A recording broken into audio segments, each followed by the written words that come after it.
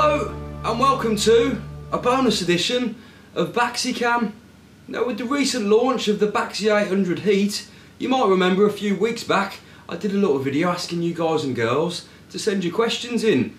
Now we've had a few questions come our way, so what I'm going to do, I'm going to recap over the features and the benefits of the boiler, and I'm also going to stick the GoPro on my head. We're going to have a look inside and see what's going on. So let's get cracking!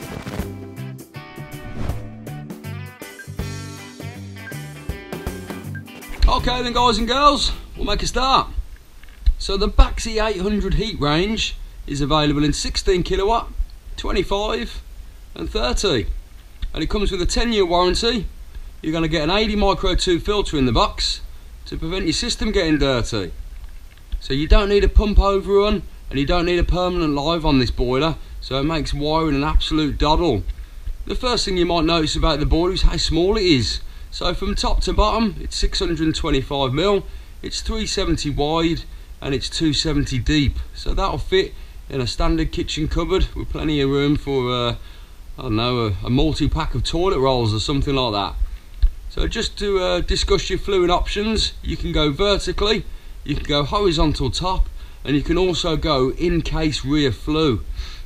So if we have a look at the user controls interface on the bottom, you can see that it's you know, there's your little boiler stat, there's your reset button and your chimney sweep button there. So what we'll do, we'll strip it down and have a look and see what's going on inside. So normally you'd have two screws in there, so you take the two screws out and you can drop down your user interface tray there. Right then, now we can see the condense trap and the gas isolation valve as well. You've got a pressure test point on there, so when you're commissioning or doing a service on it, it makes life easier to do your working pressure test from there. Next we'll take out these two screws here. We don't need to take them out all the way, and then we can just pop these two down and then pull the case towards us. Now these boilers are unbelievably quiet. So you've got your insulation panel on the back there, but when these boilers are operating, they barely sound like they're on. Right, let's take off the air box here. So that makes the boiler even quieter as well.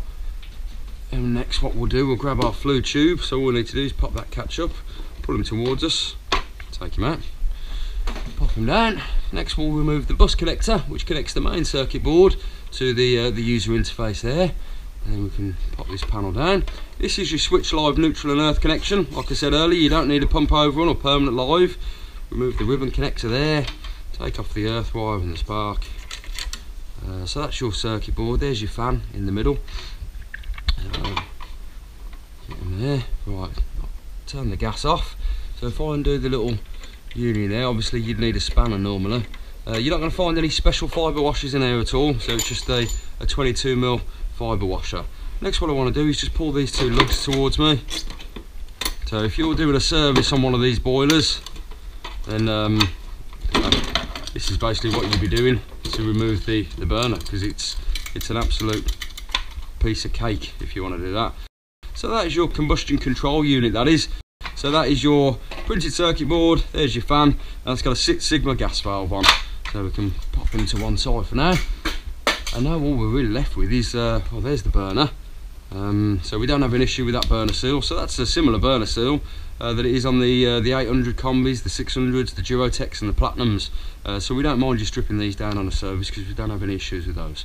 Now all you can really see is the heat exchanger, a couple of sensors and an overheat stat. So the overheat stat is in a dry pocket, so if you ever needed to change him in the future, you just wind him out. You don't need to drain down for that. Flow temperature sensor at the top here, again that's in a dry pocket, so if you need to change him in the future, you just wind him out. No need to drain down.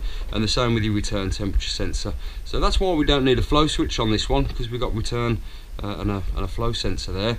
When you're doing your safe isolation as well, there's a little test point for you there.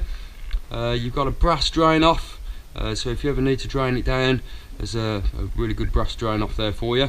Automatic air vent in the top right hand corner, and it's an aluminium heat exchanger, so you don't, I wouldn't go pouring white vinegar down there. Just if you're going to clean that, nothing more than a bit of water, to be perfectly honest. And then what you can do then, when you've done that, when you flushed it through, if you just take your condense trap off, and then you can wash your condense trap out and you're back to normal then, filling back up.